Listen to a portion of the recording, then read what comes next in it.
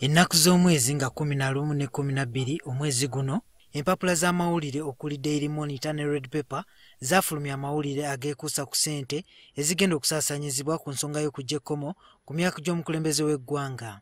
Daily Monitor emboozi yaayo yali ku ssente obukadde 7 obugenda okusaasanyizibwa ku kakiiko ka Paalamenti ak'amateeka akakola ku nsonga zino, ate ya Red Pepper yali eraga ng'omubaka wa Igara West Rafael Magezi bw'agenda okuweebwa ssente olw'okuleeta ekiteeso ekijja ekkomo ku myaka gy'omukulembeze. Emboozi zino omubaka Magezi tezaamugendera bulungi, bw'atyo ne yeekubira enduulu ku kitebe ky'abambega ba poliisi. Mu musango oguvunaanibwa Daily Monitor kuliko ababaka abalala 9 abeemulugunya naye nga poliisi teboogedde. Ssabbiiti ewedde poliisi yawandiikira emikutu gy'amawulire gino girabikeko ku kitebe ky'abambega olwaleero babeeko bye babuuzibwa. Red Pepper be basooseeyo ng'omukuŋŋaanya Richard Kintu ne munnamateeka w'olupapula luno Dickens Byamukama yamuwerekeddeko.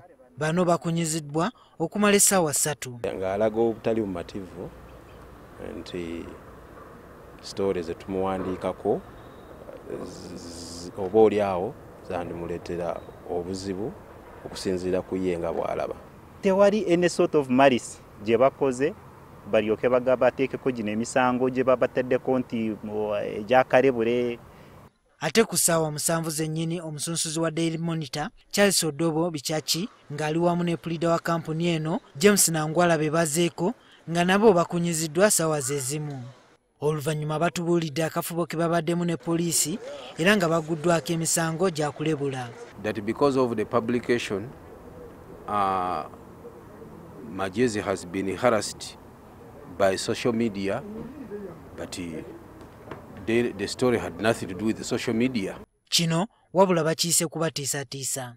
And our responsibility as a media is to tell the story in its fullness. Poliisi ekakasizza emisango gino. Kino okozesa olulimi oluvuma olutyoboola nga bakozesa emikutu egy'amawulire. Jumakirya, NTV Akawungeezi.